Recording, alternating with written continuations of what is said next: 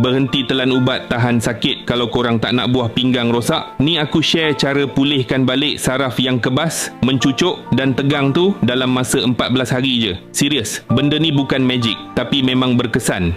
Nama aku Aiman. Dulu hidup aku memang terseksa sebab masalah saraf. Sakit dia tak kira masa. Kadang kat bahu, kadang kat tangan, paling kerap kat kaki dan pinggang. Rasa dia macam kena renjatan elektrik, mencucuk-mencucuk sampai ke dalam. Paling rimas bila datang, rasa kebas semut-semut, pijak lantai rasa macam tak jejak. Nak pegang barang pun jari jemari rasa lemah. Setiap bulan aku ulang alik klinik, makan ubat tahan sakit, makan ubat urat, tapi badan aku makin lama rasa tak selesa. Nak bangun dari tidur pun kena ambil masa sebab badan rasa kaku.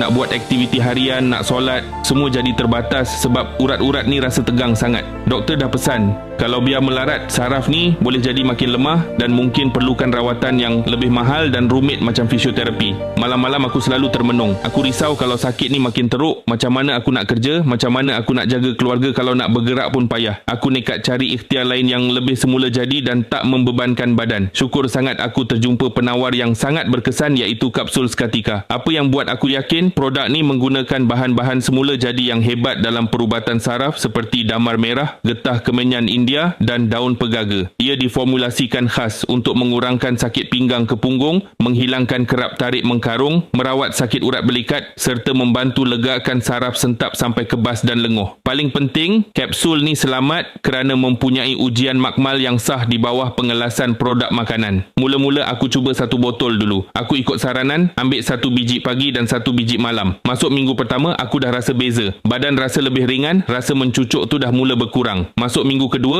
rasa kebas semut-semut tu pun dah jarang sangat datang. Sekarang aku dah boleh bergerak aktif, boleh tidur lena tanpa gangguan sakit saraf lagi. Kalau korang ada masalah yang sama, urat tegang, kebas tangan kaki atau sakit saraf yang tak hilang-hilang, aku sangat sarankan korang amal kapsul seketika ni secara konsisten. Memang berbaloi. Berita baiknya sekarang tengah ada promosi diskaun 50%, tapi stok ni terhad untuk siapa yang cepat je. Jangan biarkan saraf korang makin rosak. Klik dekat bawah ni sekarang untuk dapatkan harga promo. Semoga seketika ni jadi asbab kesembuhan korang juga.